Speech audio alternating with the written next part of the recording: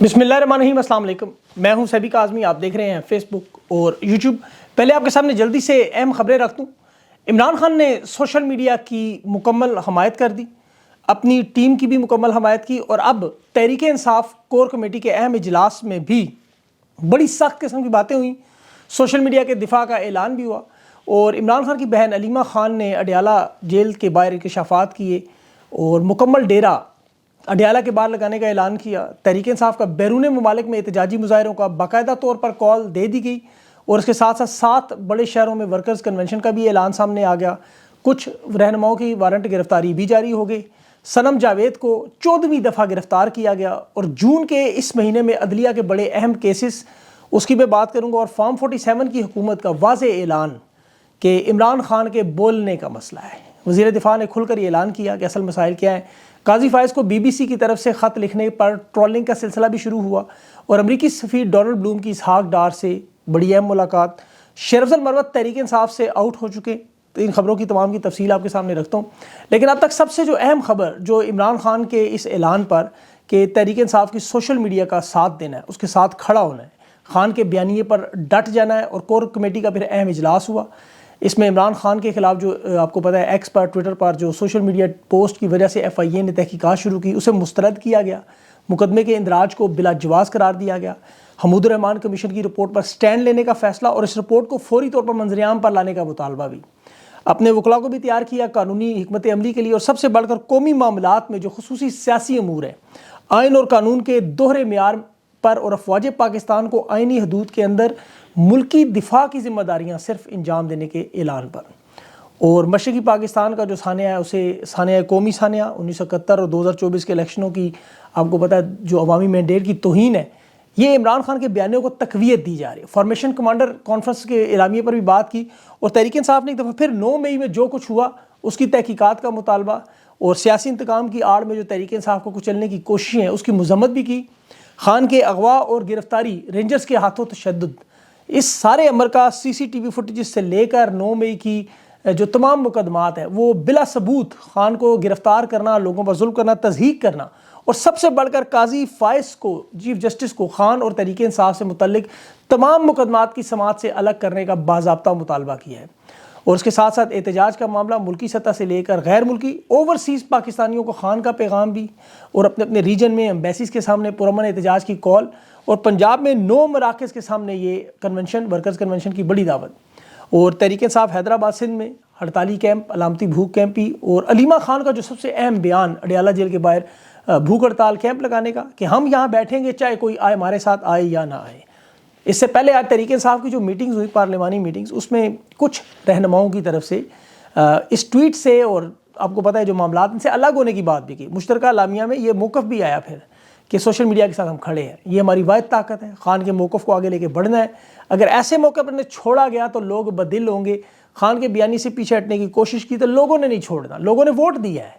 एहतजाज के मामले पर इस वक्त क़यादत पर शदीद दबाव है अवाम की तरफ से। देखें, अवाम की ख्वाहिश है कि खान चूँकि बेगुनाह है, जुल्म सितम सैर है, उसे निजात दिलाई जाए। आज 300 दिन पूरे हो गए।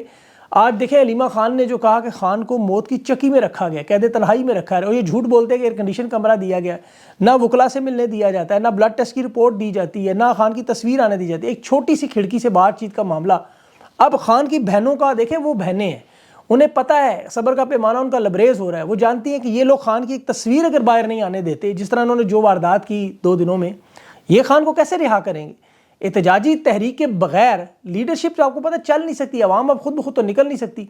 कामयाब तहरीकों के पीछे एक सिस्टम है, लोग निकलते ज़रूर है खुद, जिस तरह आदम एतमाद की रात निकले थे, लेकिन बार बार उन्हें मोबिलाइज़ करना, मुनज़्ज़म करना, सिर्फ बयानात से काम नहीं चल सकता, ट्वीट से काम नहीं चल सकता। इसे प्रॉपर सिस्टम के तहत चलाना है और एक आध एहतजाज नहीं करना या मुज़ाहमत करनी है और उसके बाद बैठ जाना। ये एक मुकम्मल सिस्टम के तहत काम होगा। यहाँ जो बात करे उसे फिर साजिश से पार्टी से निकाल देते हैं। अलीमा खान को ये खान तक सारी बातें पहुँचानी चाहिए, उन्हें पता होना चाहिए कि असल में हकीकत क्या है। आज भी देखें, बुशरा बीबी का बाकायदा एक पैगाम था कि इन लोगों का समझौता हो चुका है कि मुझे और खान को बाहर नहीं आने देना। अब देखें, ये समझौता इमरान खान से तो हो नहीं सकता, बुशरा बीबी से हो नहीं सकता, अलीमा खान से हो नहीं सकता।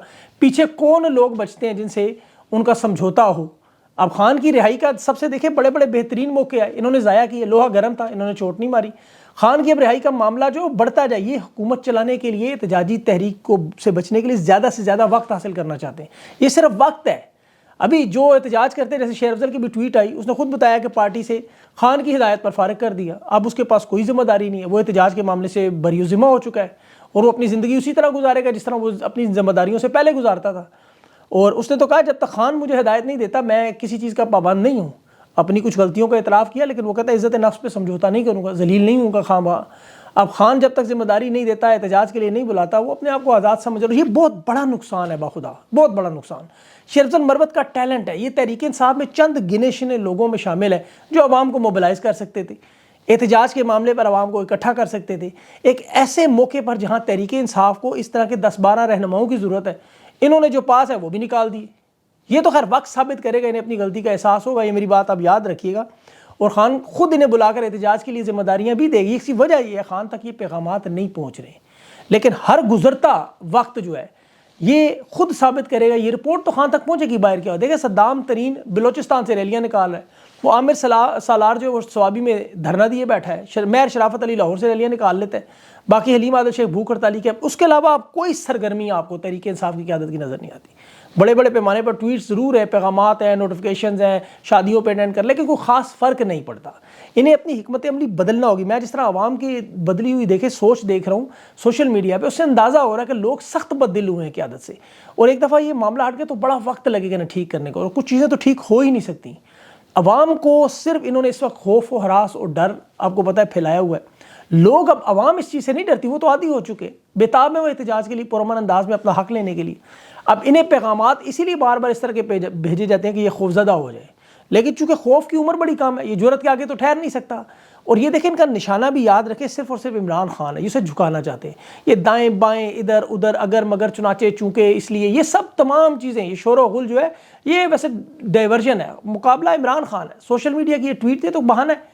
انہیں احتجاج نہیں اچھا لگتا، ورنہ وہ دیکھیں فلسطین کے معاملے پر اقصیٰ کی آزادی کے لیے سینیٹر مشتاق، وہ تو تحریک انصاف کا نہیں، لیکن فلسطین کا نام لینے پہ سے روکا جاتا ہے. اور سوشل میڈیا کے یہی وہ لوگ جنہیں آج یہ ڈیجیٹل دہشت گرد کہہ رہے ہیں، 2 سال پہلے تک ان کے لیے 5th جنریشن وار بھی لڑتے رہے. 2 سال پہلے تک یہ سارے لوگ محب وطن بھی تھے، آج سارے دہشت گرد بن گئے. عوام کے اربوں روپے خرچ کر کے انہوں نے اپنی سوشل میڈیا ٹیم بنائی ہے، وہ کوئی مسئلہ نہیں.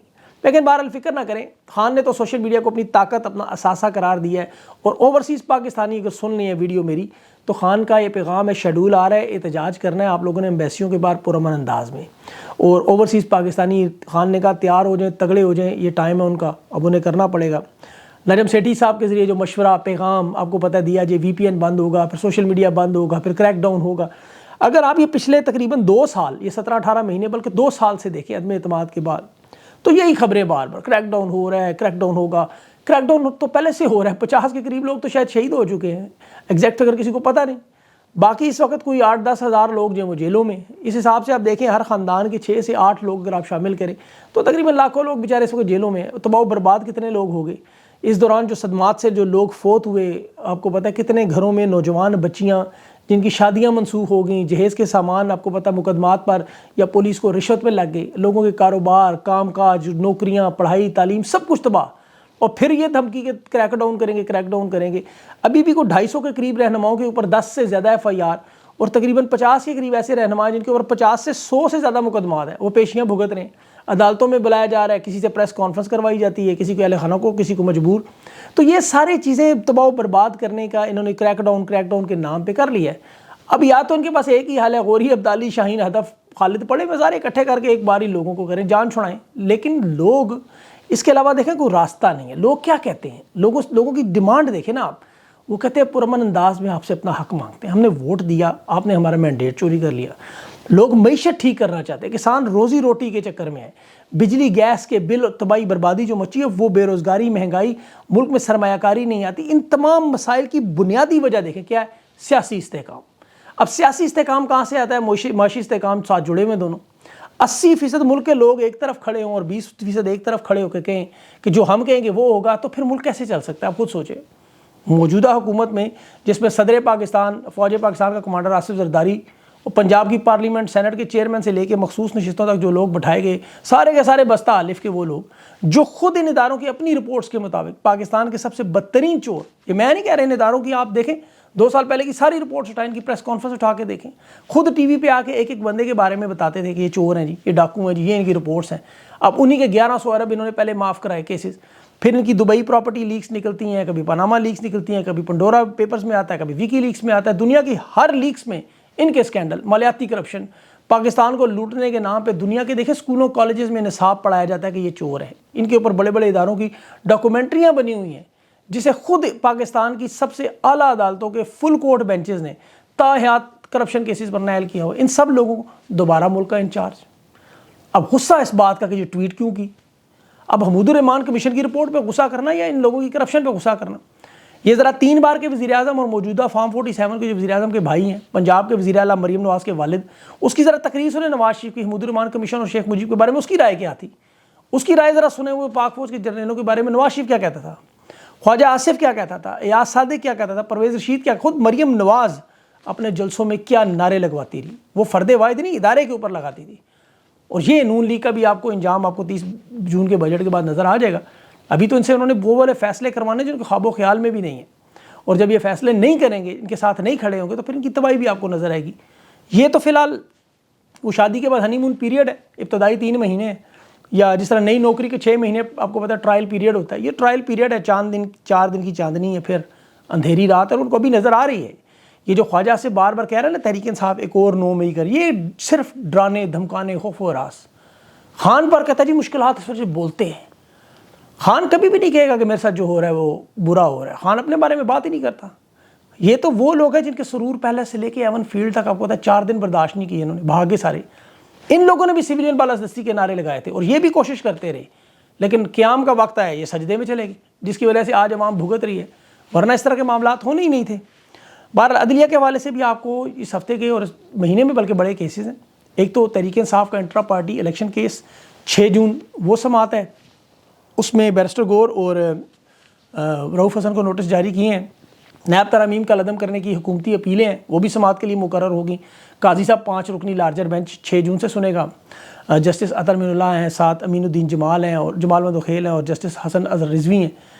یہ سارے 5 رکنی بینچ ہوگا۔ اس کے علاوہ 13 رکنی بینچ تو آپ کو پتہ ہے مخصوص نشستوں کا، سنی اتحاد کا جو کیس ہے یا تحریک انصاف کی کہہ لیں، 3 جون کو وہ سنیں گے۔ انسداد دہشت گردی میں دفعہ 144 پر جو خان پر 26 جون کو وہ ہے۔ فیصل واڈا کی توہین عدالت کا بڑا اہم مقدمہ ہے، وہ بھی 5 جون کو ہی بیریا ٹاؤن کا بھی ایک بڑا اہم مقدمہ ہے، ان کا جو ایک مری کا پروجیکٹ ہے وہ، اور اس کو بھی قاضی فائز سنیں گے۔ اس کے علاوہ خان کے آپ کو پتہ ہے جو کیسز ہیں ان کی بھی دوبارہ پیشی ہیں۔ صنم جاوید کو 14ویں دفعہ پھر گرفتار کر لیا، یہ بھی آپ نے سنا ہوگا۔ اور ابھی جو دفعہ 144 میں حماد اظہر اور ان سب لوگوں کے زلفی بخاری کے وارنٹ گرفتاری بھی انہوں نے جاری کر دی ہیں۔ یہ لوگ پیش نہیں ہوئے، پیش کہاں سے ہوں؟ مطلب جب آپ پیش ہونے جاتے ہیں ہوتا کہ آپ کو پتہ ہے۔ اور ابھی تو دیکھیں جو قاضی صاحب کے فیصلوں پہ تو BBC نے بھی اب ٹرولنگ شروع کر دی۔ کرکٹ ٹیم کی ہار کے بعد انہوں نے بھی لکھ دیا کہ قاضی صاحب اس پہ بھی خط لکھیں کہ آپ کے ساتھ ظلم ہوا۔ تو یہ حالت ان کی اس وقت بنی ہوئی ہے کہ انہیں سمجھ نہیں آ رہی کہ کرنا کیا ہے۔ اور قاضی صاحب کو تو یقین کریں اس وقت بار بار کہا جاتا ہے کہ آپ تحریک انصاف اور عمران خان کے کیسز نہ سنیں، وہ پھر زبردستی پکڑ کے لے جاتے ہیں۔ جسٹس منصور علی شاہ نے آج بڑی اچھی بات کی کہ ہمیں یہ دائرہ کار عدالت کا طے کرنا ہوگا کہ ہمیں ہر سپریم کورٹ ہائی کورٹ کے کیس میں نہیں گھسنا، ہمیں وہ کیس سننے جو ہمارے دائرہ اختیار میں آتے ہیں۔ لیکن قاضی صاحب ہر کیس اٹھا لیتے ہیں جو عمران خان کی آپ کو پتہ ہے بارے میں اور عمران خان کی مخالفت میں فیصلہ دینا ہو۔ تو قاضی صاحب کے کردار کی وجہ سے سب سارے مسئلے خراب ہوئے، ورنہ جہاں ایک جج ڈٹ جائے اس پہ دیکھیں شہریار آفریدی کی 34 مرتبہ شیر افضل مروت نے ضمانت کرائی، 34 دفعہ، اور پھر جا کے جج بابر ستار سے بات کی کہ اس طرح معاملہ نہیں ہوگا حل، تو بابر ستار نے اس کو عدالتی تحویل میں لے کے کیا۔ تو خان کے معاملے پہ بھی یہ ہو سکتا ہے، بالکل ہو سکتا ہے، صرف یہاں پہ کوتاہیاں چل رہی ہیں، معاملات ٹھیک نہیں ہیں اس طرح، ورنہ خان کے معاملے پر بھی عدالتی تحویلات کے معاملے ہو سکتے ہیں۔ ابھی روپکار ایک عدالت کی آئی خان کے معاملے میں پیش کریں، اب یہاں پہ تحریک انصاف کو چاہیے کہ اس پہ کھل کے ڈٹ کے میدان میں آئیں، لیکن جب تک دیکھیں عوامی طاقت آپ نہیں دکھائیں گے جو آپ کی سب سے بڑی اسٹرینتھ ہے، اس وقت تک معاملات حل نہیں ہوں گے۔ آج میری کوشش ہے کہ یہ 3 لوگ جن کا میں نے نام لیا ابھی، عامر سالار، صدام ترین اور مہر شرافت علی، یہ 3 وہ لوگ ہیں جنہوں نے ابھی تک احتجاج کا معاملہ چلایا، اس سے پہلے شیر افضل مروت تھا۔ تو ان لوگوں کو آج لے کے ان سے بات کریں کہ کیا وجہ ہے کہ یہ لوگ کر سکتے ہیں باقی نہیں۔ اگلی اصلاح انشاءاللہ کوشش ہوگی انٹرویو میں یہ بات کروں تفصیل سے اور تحریک انصاف کی قیادت کے سامنے رکھیں کہ دیکھیں یہ عوام چاہتی ہے۔ اپنا خیال رکھیں، مجھے اجازت دیں، اللہ حافظ۔